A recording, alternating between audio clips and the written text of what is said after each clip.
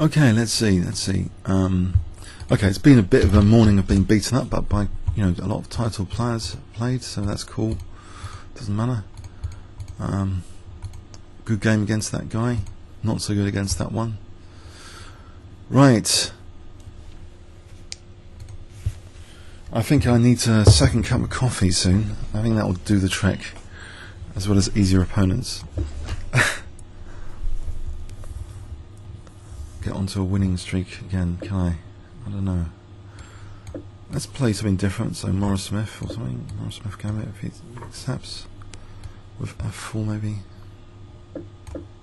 Only F4.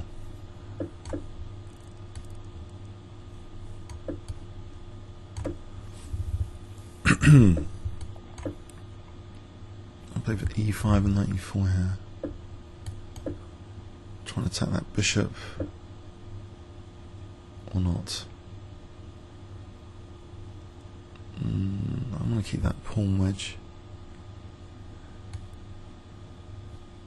So can I play knight A4 at some point to attack that bishop? Castle queenside.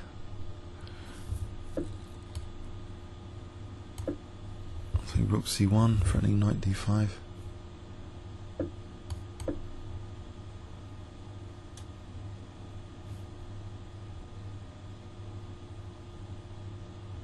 Alright, G4 and F5. Right, is knight D5 a move here? Doesn't look as though there's a big problem with it.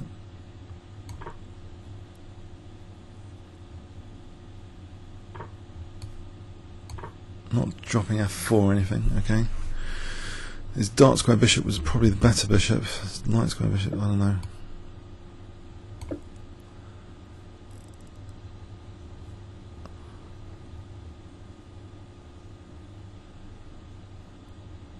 So, I don't know, F5 here, is that good? I'll play F6 after, his king's looking a bit shaky. If I get an F6.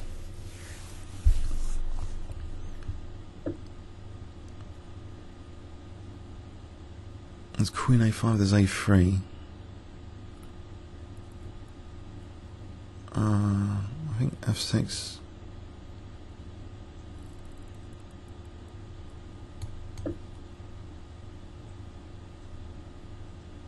What is he going to do? Exchange off rooks?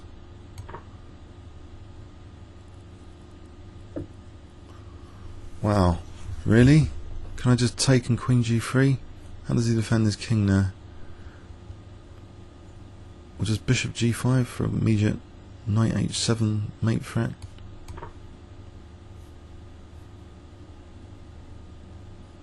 Queen H7 mate threat. This pawn wedge is like extra pieces around his king. Oh, he just resigned. 20 move win. Okay, I think time for a second cup of coffee actually. Yeah, that was kind of Morris Smith with a casting queenside. Maybe that's a bit of a blunder there. Okay, if he'd taken, there's no defences there on H7. Alright, yeah, comments or questions on YouTube. Thanks very much. And second cup of coffee I think is needed urgently. Thanks very much.